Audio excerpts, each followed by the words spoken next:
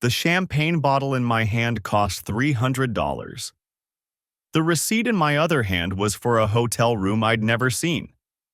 I stood in our garage at 11 p.m. on a Tuesday, staring at both items like they were written in different languages. The champagne was supposed to be my surprise for Emily. Our 10th anniversary was in 2 days. The receipt had fallen out of her gym bag when I'd grabbed it to throw in the wash, being the thoughtful husband I apparently was. The Riverside Inn. Room 347. Check-in, 2 p.m. Check-out, 6 p.m., last Tuesday. And the Tuesday before that. And 4 Tuesdays stretching back almost 2 months. My name is David Patterson. I'm 42 years old, a civil engineer, and until approximately 3 minutes ago, I thought I had a pretty good handle on my life. I've got 2 kids, Jake, 8, and Madison, 6. I've got a 4-bedroom house in Scottsdale, Arizona, with a mortgage that'll be paid off in 12 years.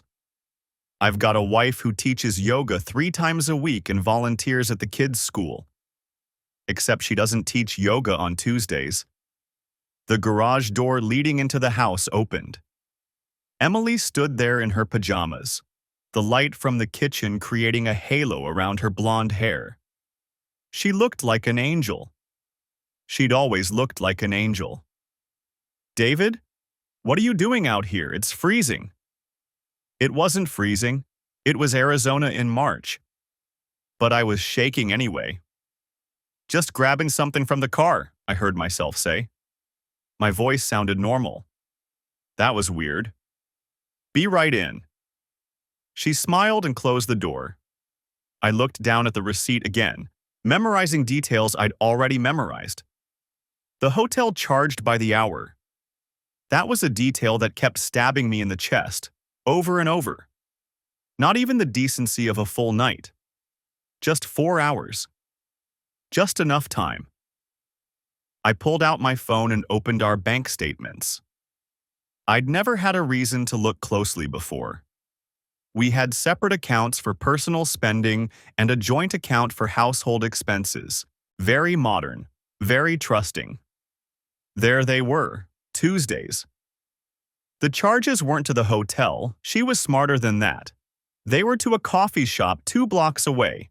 $15 every Tuesday at 1:45 p.m. Just enough to look innocent. Just enough to establish a pattern while she paid for the room in cash. How much of our savings had she withdrawn over the past 2 months? I checked. Small amounts, $60 here, $80 there. ATM withdrawals from the machine near her yoga studio. Near her supposed yoga studio. My hands weren't shaking anymore. They were completely steady as I scrolled through her social media. Emily wasn't big on posting, but she'd shared a few photos recently. Her yoga class, except I recognized the studio from the background, and it held classes on Mondays, Wednesdays, and Fridays. Never Tuesdays. I went back inside. Emily was curled up on the couch, watching some home renovation show. She looked up when I walked in. "Did you find what you needed?" "Yeah," I said. "I did." She went back to her show. I sat down next to her, the champagne bottle still in my hand, hidden behind my back. "What's that?" she asked, noticing. I could have lied. Could have said it was nothing. Could have hidden it and kept digging, kept investigating until I knew everything. But something in me just broke open. "Anniversary present," I said, bringing it around. "For Thursday." Her face lit up. Genuine delight. That was the thing that made my stomach turn. She looked genuinely happy. "David, that's so sweet. You didn't have to. Found something else too." I pulled the receipt from my pocket and set it on the coffee table between us. The change in her expression was instantaneous. The color drained from her face. Her mouth opened, closed, opened again. She looked at the receipt like it was a snake. "David, don't." My voice was still calm, still steady. I need you to not say anything right now. I need you to sit there and let me think. She sat there. Her hands were in her lap, twisting together. I could see her mind racing, could see her trying to formulate explanations, excuses, lies. I'd been married to this woman for almost 10 years. I knew her tells. Who is it? I asked. David, please. Who is it? She closed her eyes. His name is Ryan Foster. He's a contractor. He did work on the studio 6 months ago. 6 months. The studio she supposedly taught at. The one where she volunteered to repaint the lobby. The one where she'd spent so many weekends helping out. How long? 3 months. Her voice was barely a whisper. The receipt showed 8 weeks. She was lying even now. Even caught, she was still lying. The truth, Emily. 4 months. Tears were streaming down her face now. David, I'm so sorry. It didn't mean anything. It was just 4 months of Tuesdays is 16 hotel visits. 16 times you got dressed, drove across town, paid for a room, and spent 4 hours with another man. 16 times you came home and kissed our kids goodnight. 16 times you got into bed next to me. I stood up. That's not nothing. Where are you going? Guest room. You sleep in our bed tonight. Tomorrow, you're going to tell me everything, every detail, every lie, every moment. And then we're going to figure out what happens next. I walked upstairs, the champagne bottle still in my hand. Behind me, I could hear Emily crying. Somewhere in the house, one of the kids coughed in their sleep. I locked the guest room door and sat on the bed. Then I did something I hadn't done since my father died. I cried. The guest room bed felt like concrete. I lay there staring at the ceiling, watching shadows shift across the textured surface as a car passed outside. My phone said 1:47 a.m., then 2:23, then 3:05. I kept thinking about the champagne bottle sitting in the garage. $300 for Dom Perignon Rosé, 2008. The guy at the wine shop had assured me it was the perfect vintage for a milestone anniversary. I'd felt so clever, so thoughtful. Emily loved the finer things, art gallery openings, wine tastings, those cultural events she was always dragging me to even though I could barely tell a Monet from a Picasso. The art galleries. I sat up, suddenly wide awake. Emily went to gallery openings almost every month, sometimes twice a month. She'd started about 6 months ago, right after she joined the Scottsdale Arts Council as a volunteer. She'd come home animated, talking about installations and emerging artists, and the incredible creative energy in the local scene. I'd been happy she'd found something she was passionate about beyond yoga and the kids. I grabbed my phone and opened her calendar, the shared family one we both used for coordinating schedules. I scrolled back through the past 6 months. There. March 15th. Gallery opening. Westbrook Contemporary, 7 p.m. February 8th. New exhibit, Aria Gallery, 6:30 p.m. January 11th. Artist reception, Westbrook, 7 p.m. I kept scrolling. December, November, October. Always evening events. Always at one of 3 galleries. Westbrook Contemporary, Area Gallery, or the Phoenix Arts Collective. My stomach twisted. The hotel receipts were for Tuesday afternoons. These gallery events were evening and weekend occasions. 2 different things. But the timing of when she'd started attending galleries, 6 months ago, that was right around when she'd met Ryan Foster. He'd been doing the renovation work at her studio last fall. I pulled up our credit card statements on my phone. Emily had her own card linked to our joint account. I filtered by merchant name and searched for the galleries. Nothing. No charges at any of the venues. Gallery openings were usually free, I reminded myself. Wine and cheese, mingle with artists, look at overpriced paintings. You didn't have to buy anything. But something felt wrong. I opened Instagram and searched for Westbrook Contemporary. Their account showed regular posts, exhibit openings, featured artists, event photos. I scrolled through images from their March 15th opening, the one Emily had supposedly attended 2 weeks ago. Crowd shots, people holding wine glasses, a woman in a red dress standing next to a large abstract painting. I zoomed in on faces looking for Emily's blonde hair. Nothing. I checked the next event. February 8th at Aria Gallery. More photos, more strangers. No Emily. Maybe she just wasn't in the pictures, I thought. Lots of people attend these things. The photographer can't capture everyone. But I kept looking. January, December, November. 6 months of gallery events. Dozens of photos posted by the venues. Emily wasn't in a single one.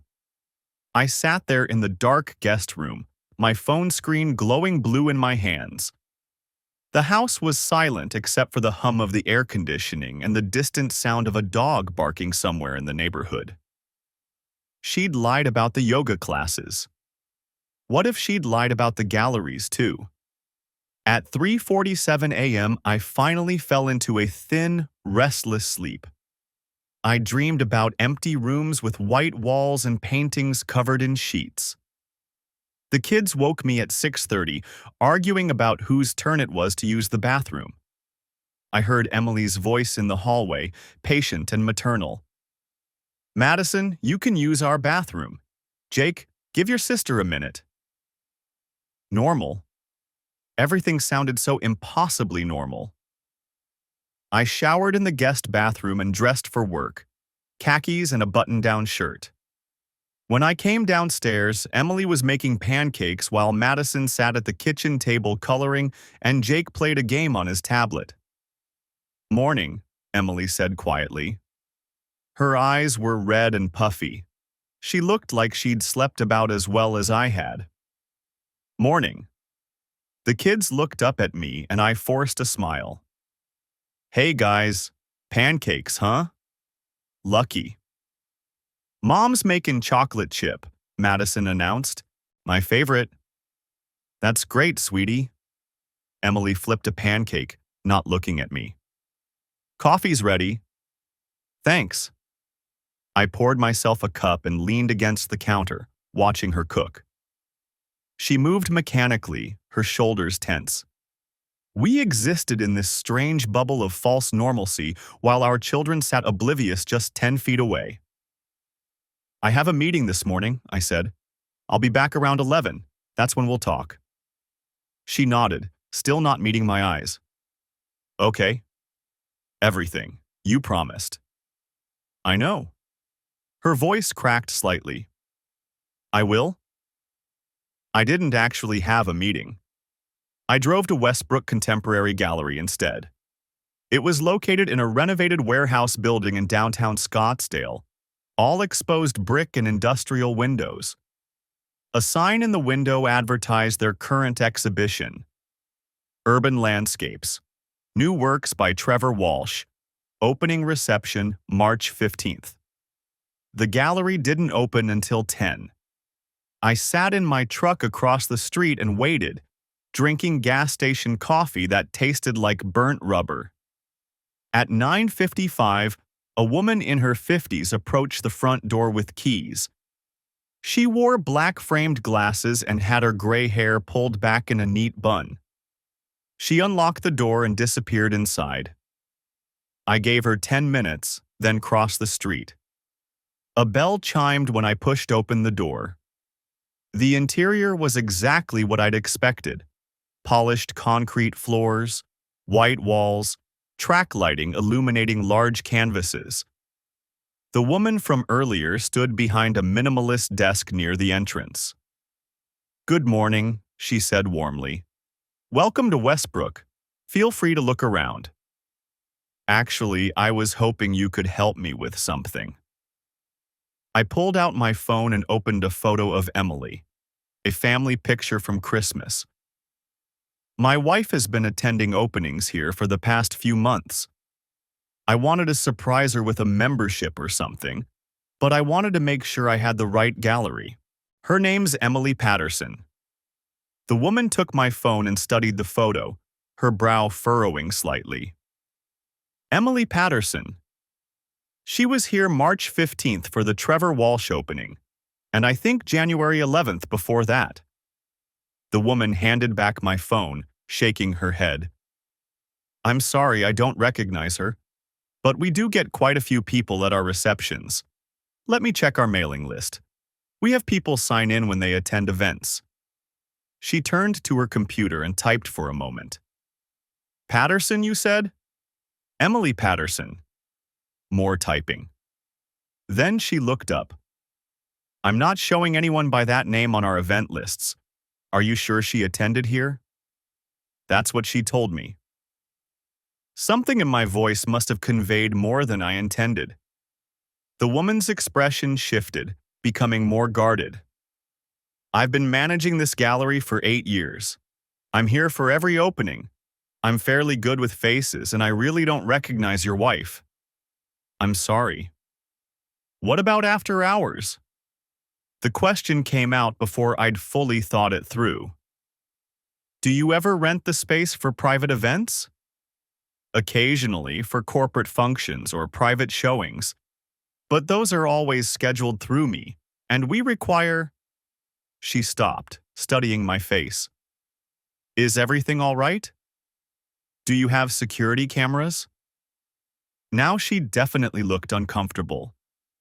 Sir, I'm not sure what this is about, but my wife has been lying about attending gallery openings here. I'm trying to figure out what she's actually been doing. I heard the edge in my voice and tried to soften it. I'm sorry. I'm just trying to understand. The woman was quiet for a moment.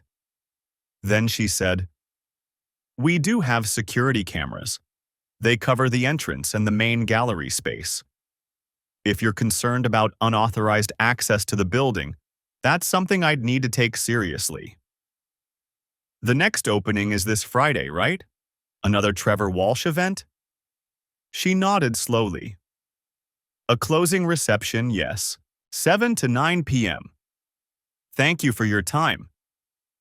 I was halfway to the door when she called out, Mr. Patterson, if someone has been accessing this building without authorization, I need to know about it. We've had some irregularities lately. Lights left on, the alarm disarmed when it shouldn't be. I thought maybe I'd been forgetful, but I turned back. Irregularities? Small things. Nothing missing, but signs that someone's been here.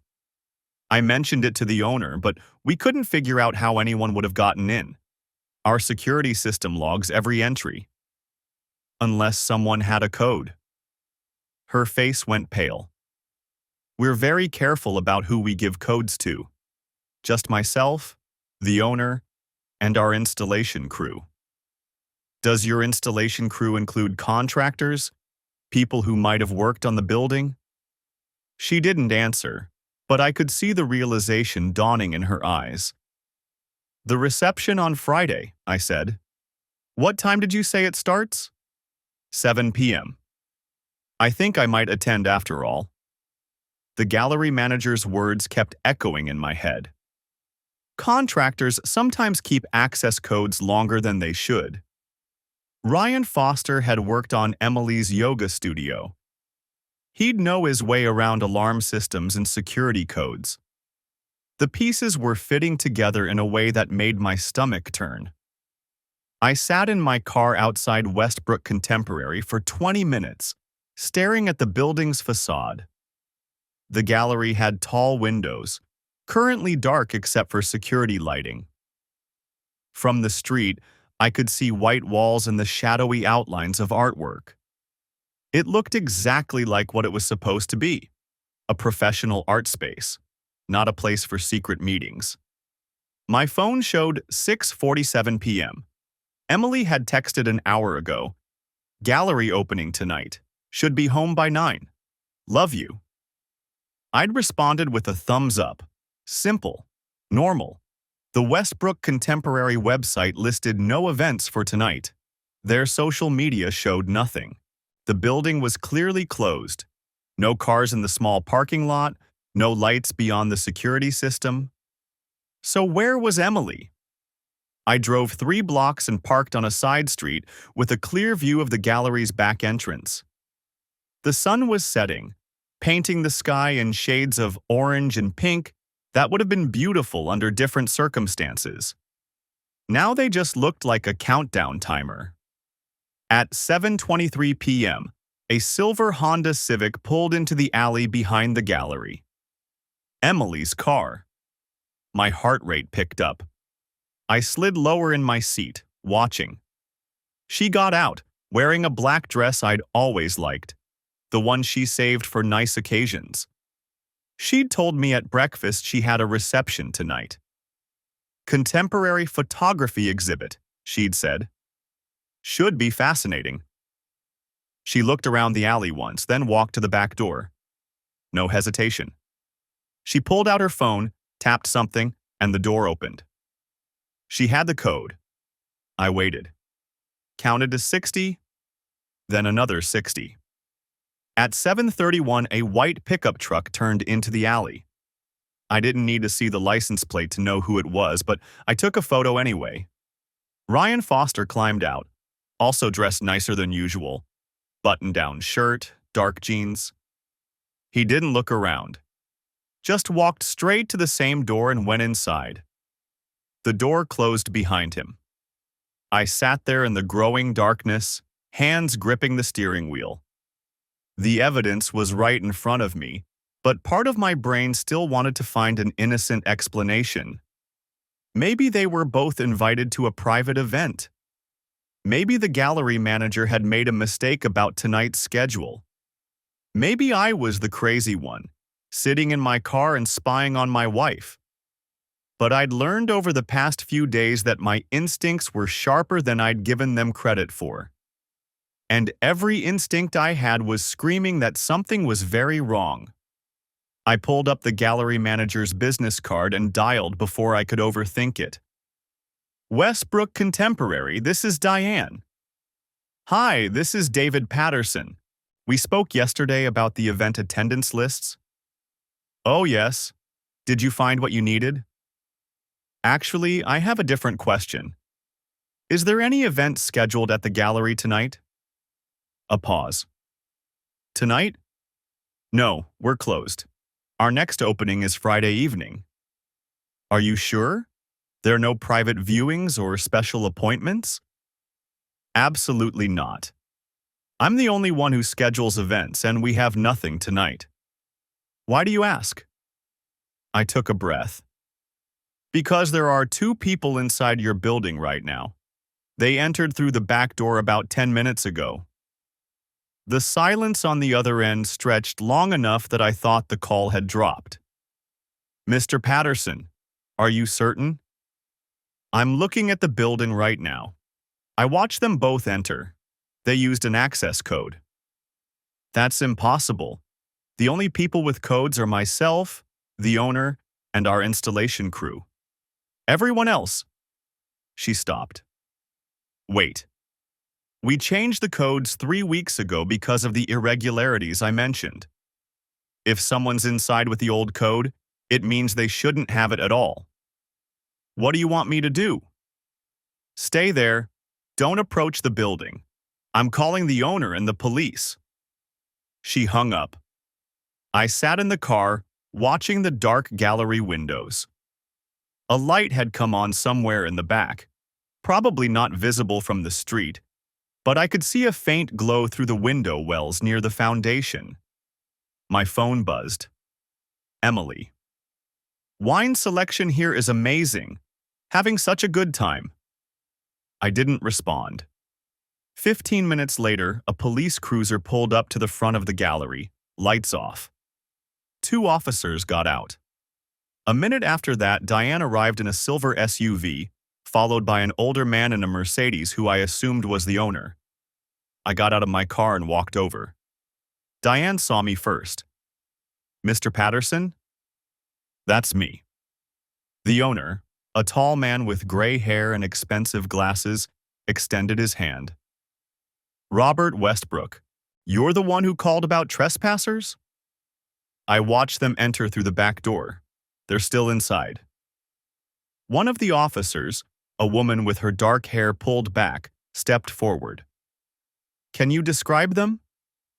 "A blonde woman, late 30s, black dress. A man, early 40s, white button-down shirt. They arrived separately but both used the back entrance. Both appeared to have access codes." Robert's jaw tightened. "Diane, give the officers your master code. Let's see who's making themselves at home in my gallery." We all moved to the back entrance. The officers went first, Diane behind them with her phone ready to disarm the alarm if needed. Robert and I stayed back, but close enough to see. The door was unlocked from the inside. The female officer pushed it open. "Police! Anyone inside needs to make themselves known immediately." Silence. Then scrambling sounds. A muffled voice. Emily's voice, high and panicked. The officers entered. Diane followed. Robert gestured for me to come. The back hallway led to the main gallery space. As we rounded the corner, I saw it. The large main room was filled with paintings, all covered with white sheets. Track lighting had been turned on, giving the space a warm, intimate glow. In the center of the room, someone had set up a blanket and pillows on the floor. 2 wine glasses, a half-empty bottle, and Emily and Ryan both trying to make themselves presentable. Emily's dress was wrinkled, her hair messed up.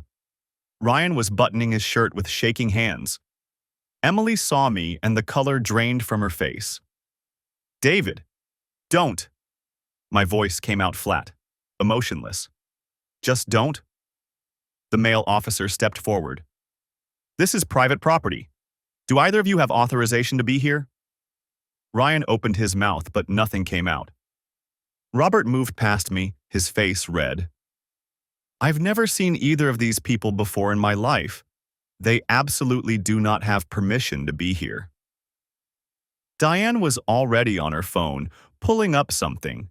The alarm was disarmed at 7:24 p.m. using code 4789. That's the old contractor code from our renovation last year. It should have been deactivated. "I deactivated all old codes," Robert said, "unless someone reactivated it without authorization." Ryan found his voice.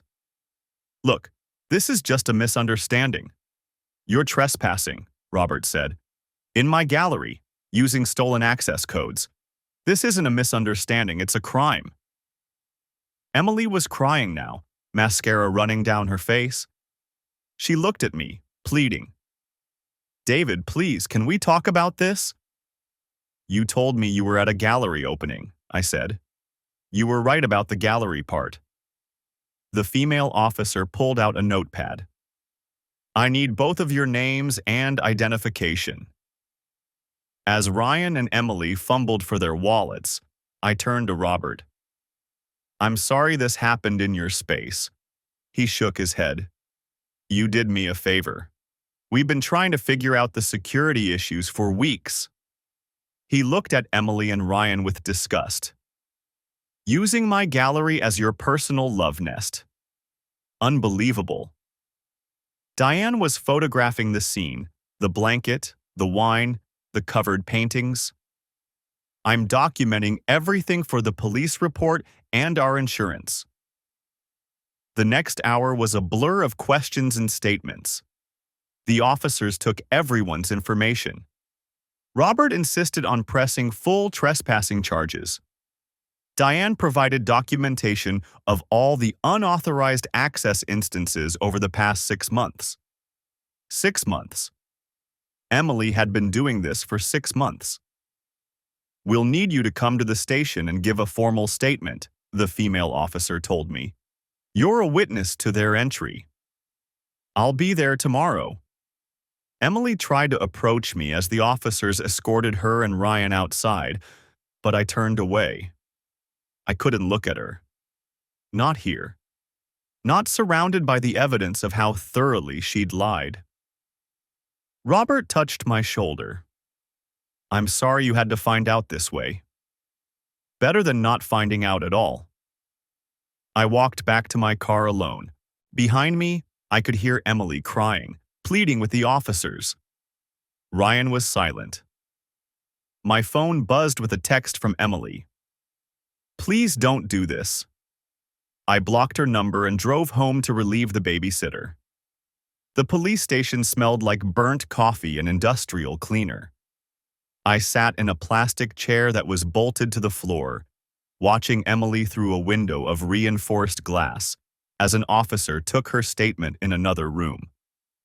She'd stopped crying about 20 minutes ago.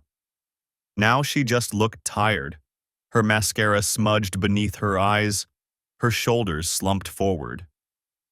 Ryan was somewhere else in the building. I hadn't seen him since they'd brought them both out of the gallery in handcuffs. Mr. Patterson? I turned. The officer who'd responded to the scene stood in the doorway, a younger guy with red hair and a name tag that read, Brennan. We've got everything we need from you for now, he said. The gallery owner is pressing charges for criminal trespassing and unauthorized entry. There might be additional charges depending on what the building inspection turns up.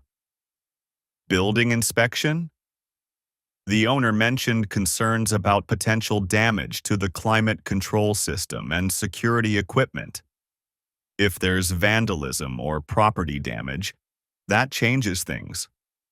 He glanced toward the window where Emily sat. Your wife and Mr. Foster will be processed and released on their own recognizance tonight. Court date will be scheduled within the next few weeks. I nodded. My throat felt dry. Do you need someone to call? Family, friend, attorney?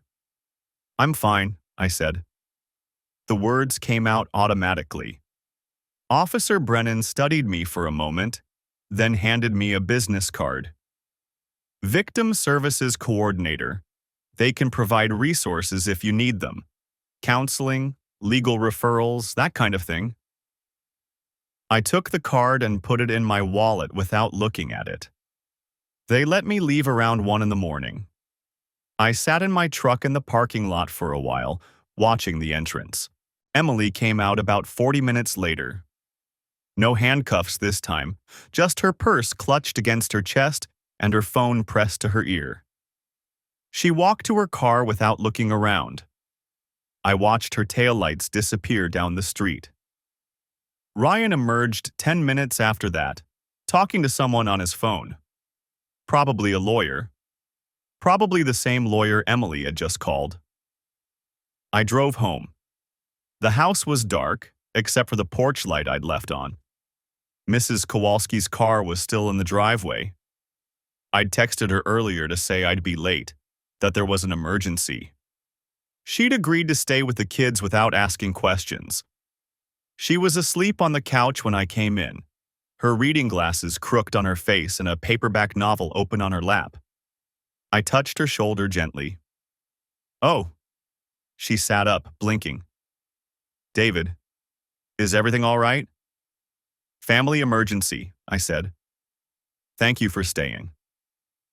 She gathered her things, still half asleep, and I walked her to the door.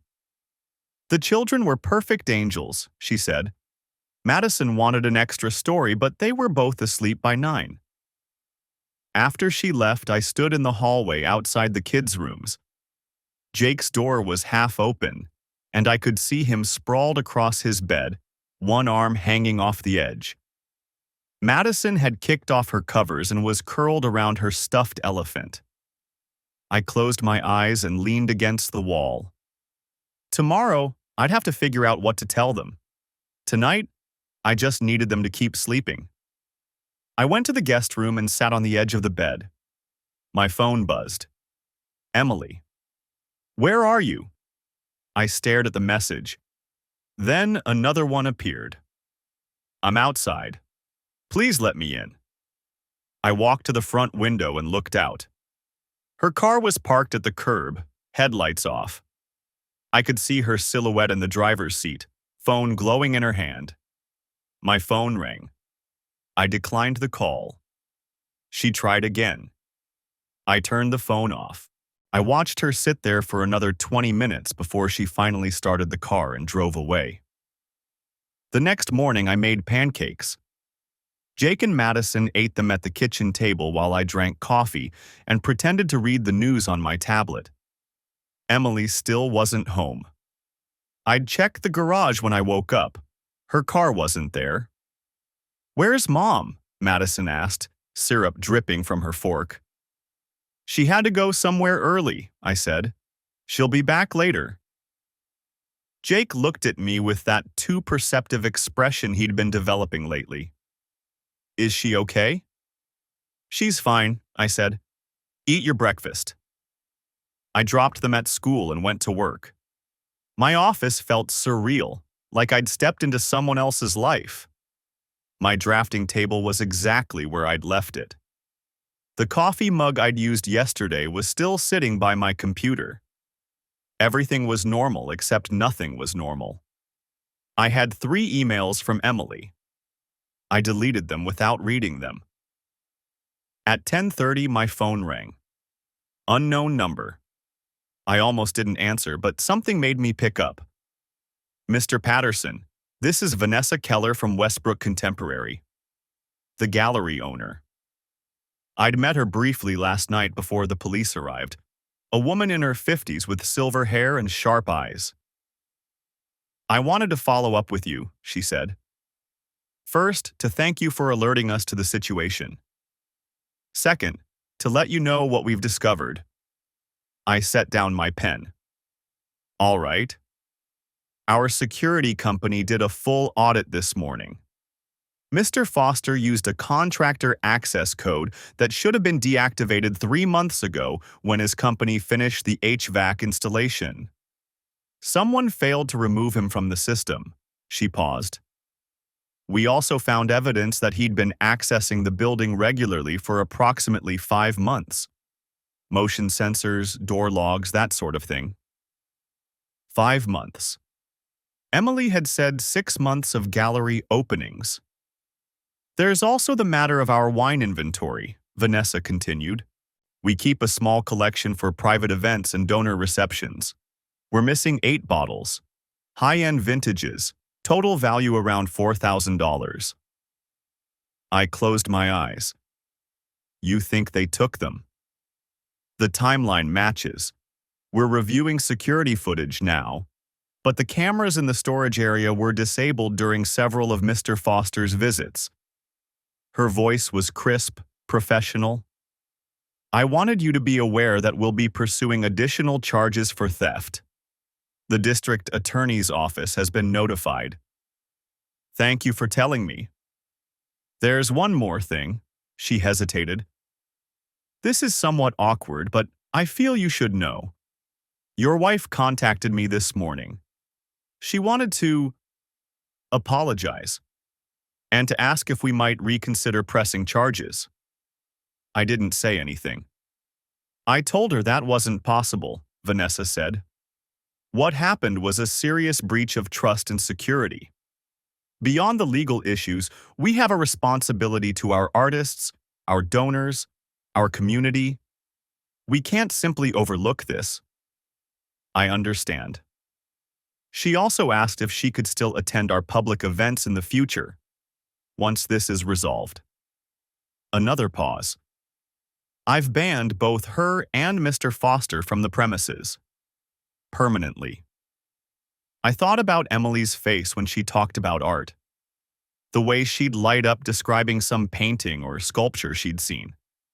How she'd drag me to museum exhibitions on vacation, spending hours in front of pieces I didn't understand while she explained composition and technique and historical context. How much of that had been real? How much had just been part of the lie? "Mr. Patterson?" "That's your decision to make," I said. "Thank you for calling." After we hung up, I sat staring at my computer screen without seeing it. My phone buzzed with a text from an unknown number. I opened it. "This is Ryan. We need to talk." I blocked the number. Another text came through, different number. "David, please, just 5 minutes. I can explain everything." Emily, using someone else's phone. I turned off my phone and went back to work. At 3 o'clock, my office door opened without a knock. I looked up, expecting my project manager, and found Emily instead. She looked terrible. Same clothes from last night, hair pulled back in a messy ponytail, eyes red and swollen. She closed the door behind her and stood there, her hands clasped in front of her. "You can't be here," I said. "I know. I'm sorry, I just—" Her voice cracked. "David, please. We have to talk about this." "There's nothing to talk about." "There's everything to talk about. The kids, the house, what happens next?" "What happens next is you find somewhere else to stay," I said. "Tonight. I'll text you when the kids are asleep and you can come get your things." "You're kicking me out?" I looked at her. Really looked at her. This woman I'd been married to for almost 10 years. The mother of my children. The person I'd trusted more than anyone in the world. "Yes," I said. "I'm kicking you out." The police station smelled like burnt coffee and floor cleaner. I sat in a plastic chair across from Detective Angela Torres while she typed up my statement, her fingers moving efficiently across the keyboard. "So, just to confirm," she said, not looking up from her screen, "you had no prior knowledge that your wife and Mr. Foster were using the gallery space illegally?" "None. I only suspected she wasn't actually attending gallery events when I started checking the public listings." My voice sounded hollow even to my own ears. Everything she told me about them was vague. No specific artists, no details about the work. Just general statements about beautiful pieces and interesting installations. Detective Torres nodded. "The Westbrooks are pressing charges: criminal trespassing, theft of the wine inventory. The district attorney will likely add breaking and entering since Mr. Foster used unauthorized access codes." She finally looked up at me. "Your wife's lawyer will probably contact you soon. You should consider getting your own attorney." "Already planning on it." She printed out the statement and slid it across the desk with a pen. I signed it, the date feeling surreal.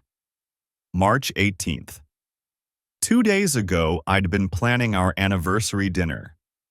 Now I was signing a police statement about my wife's arrest. "You're free to go, Mr. Patterson.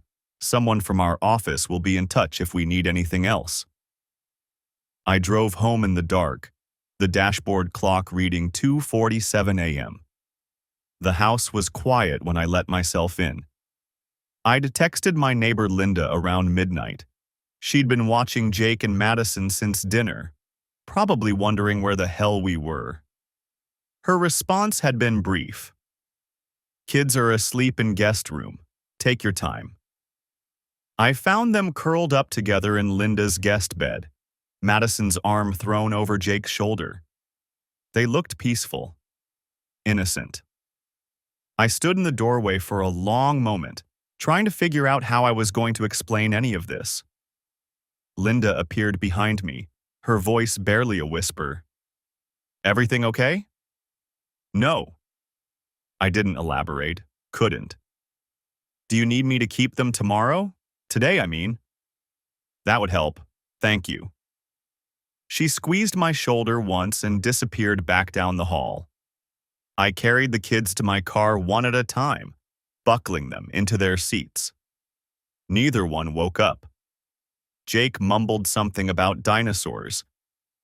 Madison's head lolled against the window. Back at our house, my house now, I supposed, I tucked them into their beds and stood in the hallway between their rooms. The house felt different. contaminated somehow. Every surface Emily had touched, every lie she'd told in these rooms seemed to hang in the air like smoke. I went to the master bedroom and started pulling her clothes from the closet. Dresses, blouses, the black outfit she'd worn tonight to meet Ryan at the gallery. I piled everything on the bed, shoes followed, jewelry box, the framed photos from her nightstand. At 4 in the morning, I was still boxing up her things when my phone buzzed. "We need to talk. Please." Emily, calling from God knows where, jail, probably, unless she'd made bail already. I didn't respond. 3 more texts came through in rapid succession. "I know you're angry, but we have to discuss the kids. You can't just shut me out. David, please." I blocked her number and kept packing. The next morning, Jake found me asleep on the couch, surrounded by cardboard boxes. Sunlight streamed through the windows. My neck ached from the awkward angle. "Dad? Where's Mom?"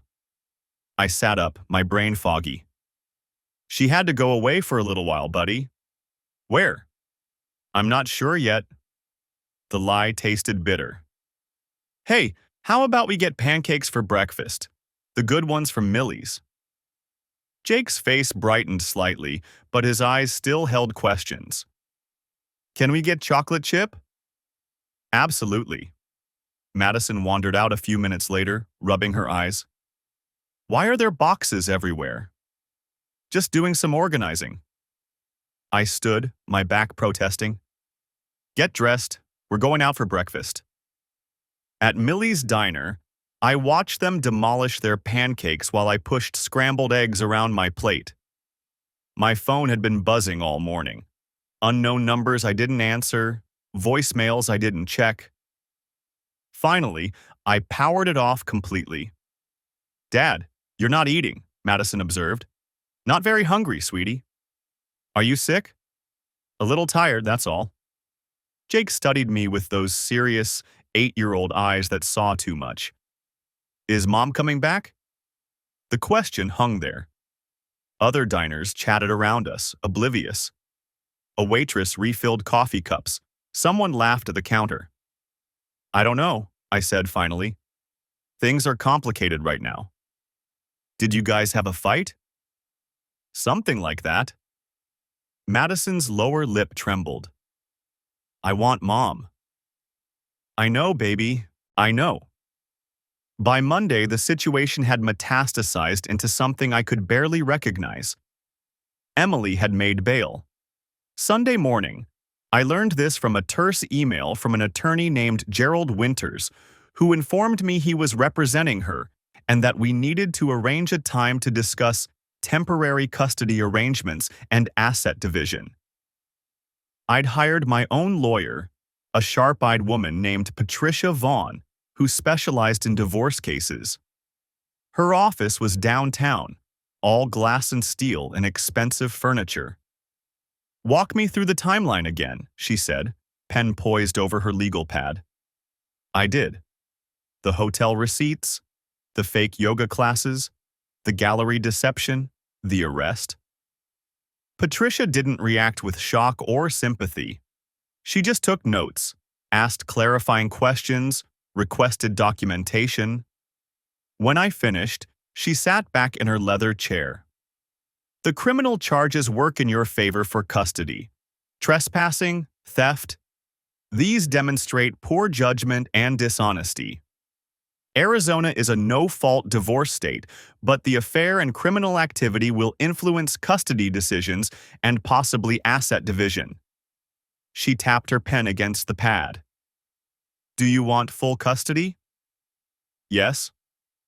"Even temporary?" "Especially temporary." "I'll file the paperwork today. Emergency custody order based on her arrest and current criminal charges.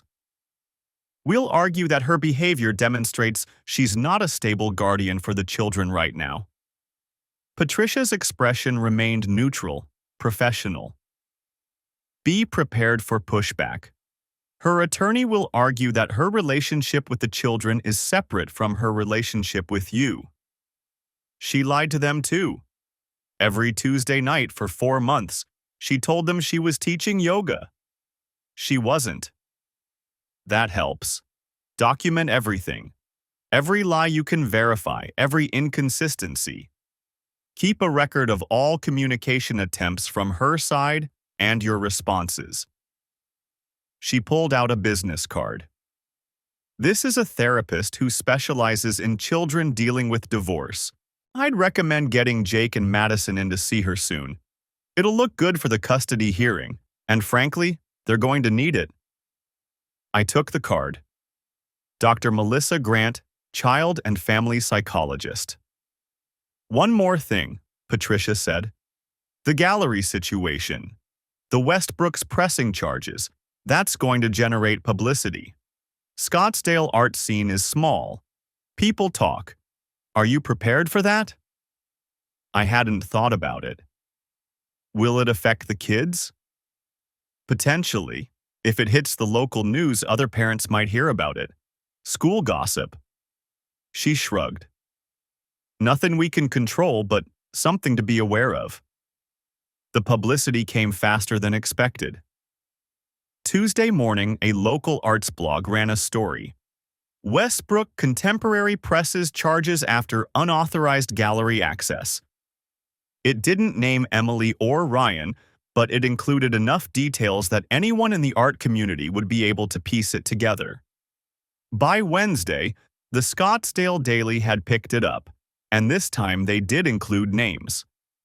My phone, which I'd reluctantly powered back on, exploded with messages. Friends asking if I was okay. Acquaintances I hadn't spoken to in years suddenly concerned about my well-being. Emily's yoga studio friends expressing shock and disbelief. I ignored most of them. Jake came home from school Thursday with questions. Tyler's mom asked me if my mom was the one who got arrested at the art place. My hands tightened on the steering wheel. What did you tell him? I said I didn't know. He stared out the window.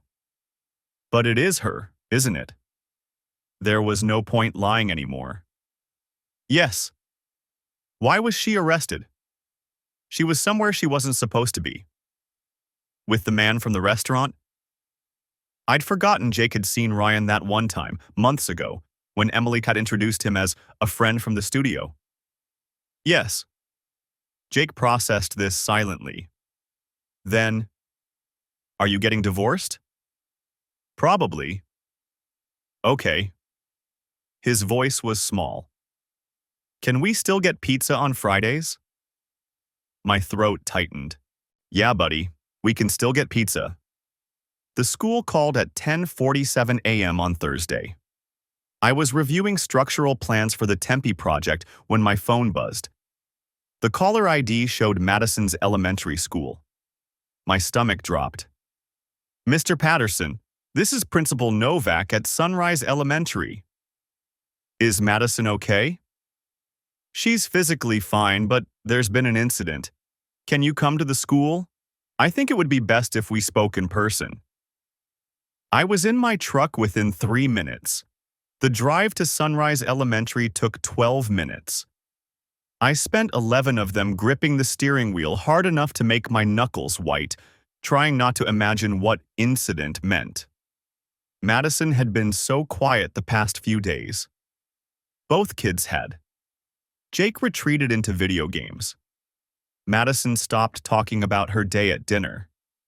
I'd tried to keep things normal, made their favorite meals, helped with homework, tucked them in with extra long bedtime stories. But normal was a lie we were all pretending to believe. Principal Novak met me in the front office. She was maybe 50, with gray-streaked brown hair pulled back in a practical bun. Her expression was professionally sympathetic in a way that made my chest tighten. Thank you for coming so quickly. Madison's in the counselor's office. She's not in trouble, she added, seeing my face. But we need to discuss what happened during recess. We walked down the hallway. Construction paper artwork lined the walls. Madison's class had made spring flowers. I spotted hers immediately. Purple petals with her name in careful first-grade handwriting. Some of the older students have been talking, Principal Novak said quietly. About the news coverage, about your wife's situation. My jaw clenched. What happened? During recess, a group of fourth graders approached Madison. They said some unkind things about her mother, about the arrest. She paused outside the counselor's office. Madison pushed one of them, hard enough that the other girl fell down. Did she get hurt? Scraped knee, nothing serious. But Madison's never been physical before. Mrs. Hill, she caught herself. Mrs. Williams, our counselor, has been talking with her. The counselor's office was small and cheerful, with beanbag chairs and posters about feelings.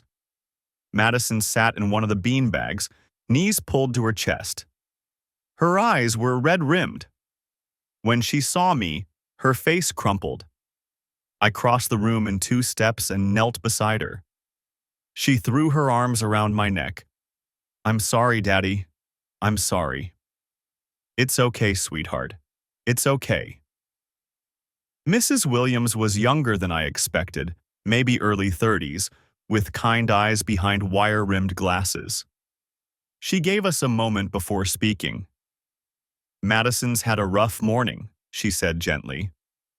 Would you like to tell your dad what happened, Madison? Or would you like me to? Madison's voice was muffled against my shoulder. They said Mommy's a thief. They said she's going to jail. The words hit like a punch. I closed my eyes. What did you say back? I asked quietly. I told them to shut up, but they kept saying it. Olivia said her mom said Mommy's a bad person who steals things. She said you're probably going to divorce her, and we won't have a mom anymore. 6 years old. She was 6 years old and dealing with this. So I pushed Olivia. I didn't mean to make her fall. I just wanted her to stop talking. I pulled back enough to look at her. Tears streaked her cheeks. I know, baby. I know. Mrs. Williams leaned forward. Mr. Patterson, I want to assure you that we're addressing this with the other students involved. Bullying of any kind isn't tolerated here. But I'm also concerned about Madison. This is a lot for a child to process. We're working on it, I said. My voice came out rougher than I intended. I'm sure you are, but I'd like to recommend some additional support.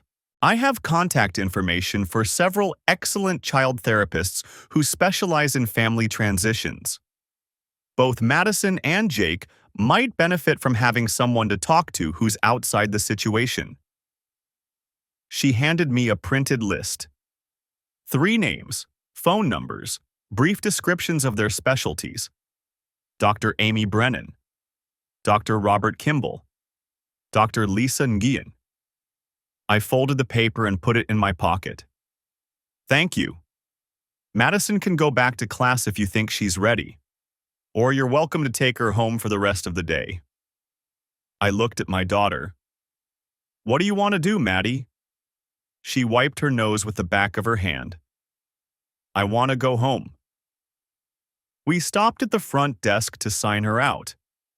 Principal Novak walked us to the parking lot. Mr. Patterson, I want you to know we're doing everything we can to minimize the disruption for your children. We've spoken to the teachers about monitoring playground interactions more closely, and we're prepared to address any further incidents immediately. I appreciate that. These situations are never easy, especially when they become public. She hesitated. For what it's worth, Madison and Jake are good kids. Whatever's happening at home, you're clearly doing something right. I didn't trust myself to respond. I just nodded and guided Madison to the truck. She was quiet on the drive home. I put on her favorite playlist, Disney songs she'd loved since she was 3. Let It Go came on. She didn't sing along like she usually did. Daddy, she said when we were 2 blocks from the house. Yes, sweetheart? Is Mommy going to jail? My hands tightened on the steering wheel. I'd been dreading this question. Patricia had warned me it would come. I don't know yet, I said honestly. She did something wrong, and there are consequences. But whatever happens, you and Jake will be okay. I promise. Will we still see her? Yes. You'll still see Mommy. Do you still love her? The question caught me off guard. I pulled into our driveway and put the truck in park before answering. Mommy and I are having grown-up problems right now. That's why we're not living together anymore. But no matter what happens between us, we both love you and Jake very, very much. That part never changes. It wasn't a real answer. Madison was smart enough to know it. But she nodded anyway. Inside, I made her favorite lunch, grilled cheese with tomato soup. She ate half the sandwich and pushed the soup around with her spoon. Can I watch a movie? She asked. Sure, baby. I set her up in the living room with Moana and retreated to the kitchen. My phone had 4 missed calls, 2 from work, 1 from Patricia, 1 from a number I didn't recognize. I called Patricia first. David, I was hoping to hear from you today. We need to discuss Emily's counterfiling. I leaned against the counter. What counterfiling? Her attorney filed a response to your custody petition this morning. She's requesting joint physical custody with a 50-50 parenting schedule. You're kidding. I'm not. She's also requesting that the criminal charges not be considered in the custody determination, arguing they're unrelated to her fitness as a parent. She used the kids as cover for her affair. For months. She lied to them constantly. I know. And we'll make that argument. But her attorney is positioning this as a mistake in judgment that doesn't reflect her parenting abilities. They're going to fight this, David. I rubbed my eyes. When's the hearing? 2 weeks from Monday, April 10th. I need you to document everything between now and then. Every interaction with the kids, every conversation with Emily, every incident like what happened at school today. Madison got in trouble at school, pushed another kid who was saying things about Emily. Patricia was quiet for a moment. Is Madison okay? No, she's 6, and her world is falling apart. Document it. Write down exactly what happened, what the school said, what Madison told you. The counselor gave you therapist recommendations? Yes. Call them today. Get both kids scheduled as soon as possible. It shows you're proactive about their emotional well-being. And honestly, David, they need it. I know they do. One more thing. The gallery's attorney contacted me. They want to know if you'll provide a statement about discovering the unauthorized access. It could strengthen their case. Will it affect the custody hearing? It could. It demonstrates a pattern of deception and criminal behavior. But it also means more publicity. I thought about Madison's tear-streaked face. About Olivia saying her mom said Emily was a bad person. I'll do it, I said. Whatever helps. After we hung up, I pulled out the therapist list. Dr. Amy Brennan's office answered on the second ring. Yes, she had availability. Yes, she took our insurance. Could we come in Saturday morning at 10? I booked appointments for both kids. The unknown number had left a voicemail. I played it on speaker while washing Madison's lunch dishes. Mr. Patterson, this is Detective Julie Warren with the Scottsdale Police Department. I'm calling regarding the ongoing investigation into the Westbrook contemporary incident. We've recovered security footage that we'd like you to review. Please call me back at your earliest convenience. The water ran over my hands. Security footage of Emily and Ryan breaking into the gallery, of them stealing wine, of whatever else they'd done in those empty rooms surrounded by covered paintings. Did I want to see it? Did I need to?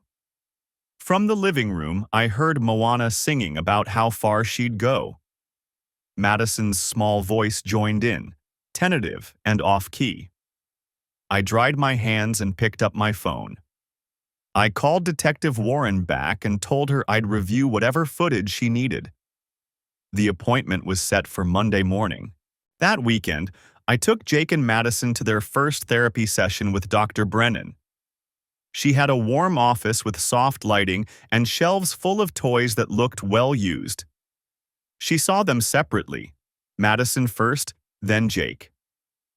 I sat in the waiting room reading the same magazine page over and over. When Jake emerged 40 minutes later, his eyes were red, but his shoulders looked lighter somehow. "How was it?" I asked on the drive home. "Okay, I guess. She's nice. She said it's not my fault Mom and Dad are splitting up." "It's not, buddy. Not even a little bit. She said sometimes grown-ups make mistakes and kids get hurt anyway, even when the grown-ups don't mean for that to happen." I swallowed hard. "That's true."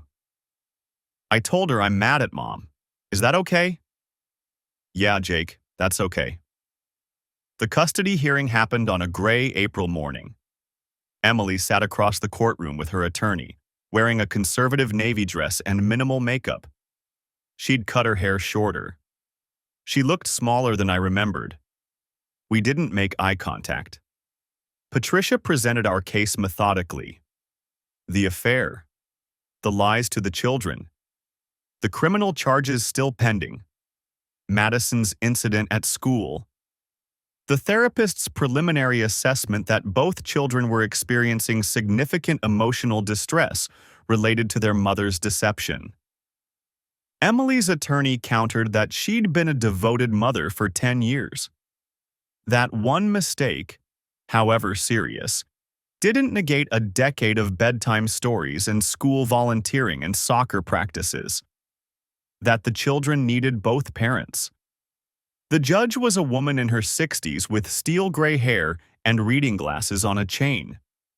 She listened to everything without expression.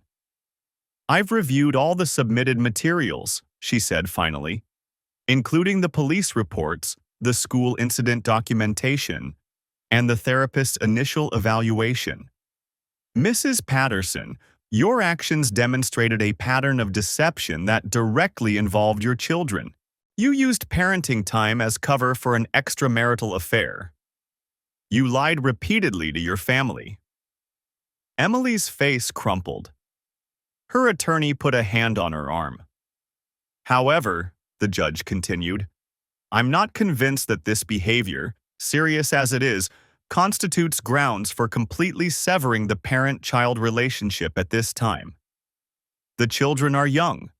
They need stability and consistency, which means maintaining connections with both parents where safely possible." My stomach sank. "Therefore, I'm granting Mr. Patterson primary physical custody. Mrs. Patterson will have supervised visitation every other weekend, 4 hours each day, pending the resolution of the criminal charges. We'll revisit the custody arrangement in 6 months based on Mrs. Patterson's compliance with the conditions I'm about to outline." She looked directly at Emily. "You will complete a parenting course. You will continue individual therapy. You will not introduce the children to Mr. Foster or discuss him in their presence. Any violation of these terms will result in immediate suspension of visitation rights. Do you understand?" "Yes, Your Honor." Emily's voice was barely audible. "Mr. Patterson, you'll continue to facilitate the children's therapy and maintain documentation of their progress. The court recognizes this is a difficult transition for everyone involved." She signed something and handed it to the clerk. We're adjourned. Emily's criminal trial happened in June. I didn't attend, but Patricia kept me updated. The Westbrooks had documented everything: security footage, missing inventory, unauthorized access logs. Ryan Foster took a plea deal. Guilty to criminal trespassing and theft, 18 months probation, restitution to the gallery, community service. Emily went to trial. Her attorney argued she'd been manipulated by Ryan, that she hadn't known the access was unauthorized, that she'd never intended to steal anything. The jury didn't buy it. Guilty on both counts. The judge sentenced her to 2 years probation, 300 hours community service, and full restitution for her share of the stolen wine, $2,000. No jail time, but a criminal record that would follow her forever. She moved to Phoenix after that, got a job at a yoga studio that didn't ask too many questions about her background. She saw the kids every other Saturday at a supervised visitation center, 4 hours in a cheerful room with toys and books, and a social worker taking notes in the corner. Madison cried after the first few visits. Jake went silent. Dr. Brennan said it would take time. A year later, I was coaching Jake's baseball team when I met someone.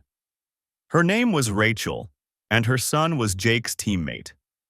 She was divorced too, worked as a landscape architect, had kind eyes and a laugh that sounded like wind chimes. We got coffee, then dinner, then more dinners. Jake and Madison met her 6 months after that.